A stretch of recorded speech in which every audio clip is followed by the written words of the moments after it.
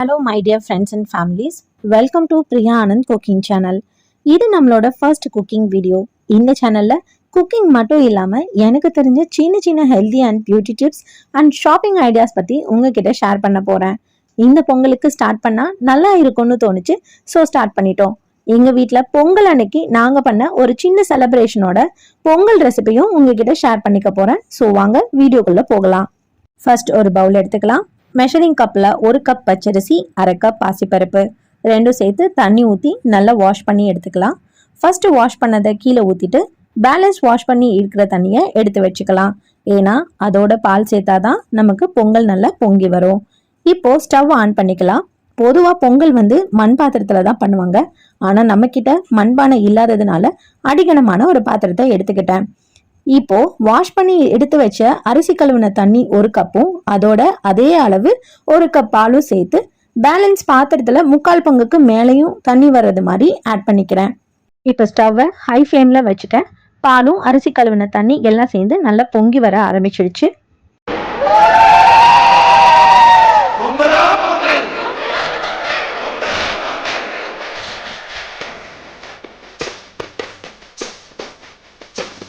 இந்த ஸ்டேஜ்ல கழுவி வச்ச அரிசி பருப்பு ரெண்டையும் ஆட் பண்ணிக்கிறேன். அரிசி பருப்பு போட்டதும் பொங்கல் இப்போ நல்ல கொதி வர ஆரம்பிச்சிருச்சு. ஒரு கரண்டி வச்சு நல்லா கிண்டி விட்டுட்டே இருக்கணும் அடிக்கடி, இல்லைன்னா அடிப்பிடிக்க ஆரம்பிச்சிடும். இப்போ எக்ஸ்ட்ரா வரதுக்கூடிய தண்ணி எல்லாத்தையும் ஒரு பவுல்ல எடுத்து வச்சுக்கலாம். அரிசி வெந்து வரும்போது ரொம்ப திக்கா ஆயிடுச்சுன்னா அப்ப நம்ம கொஞ்சம் ஆட் பண்ணிக்கலாம். அடுத்ததா அரிசி வெந்துருச்சான்னு செக் பண்ணிட்டு இந்த ஸ்டேஜ்ல நம்ம வெல்லம் சேர்த்துக்கலாம். பொதுவா 1 கப் பச்சரிசிக்கு 1.5 to 2 கப் வெல்லம் சேர்த்துப்பாங்க.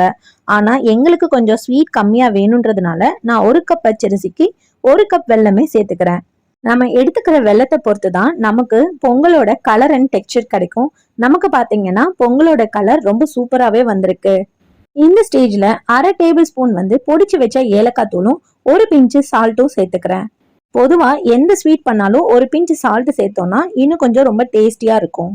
இந்த ஸ்டேஜ்ல பொங்கல் அடிப்பிடிக்காம இருக்கிறதுக்காகவும் இன்னும் கொஞ்சம் டேஸ்டியா இருக்கணும்ன்றதுக்காகவும் 1 ஸ்பூன் நெய் ஆட் பண்ணிக்கிறேன்.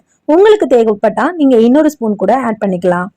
அடுத்ததா ஒரு பேன் வச்சுட்டு அதுல 2 டேபிள் ஸ்பூன் நெய் ஆட் பண்ணிட்டு முந்திரி திராட்சையை வறுத்து எடுத்துக்கலாம்.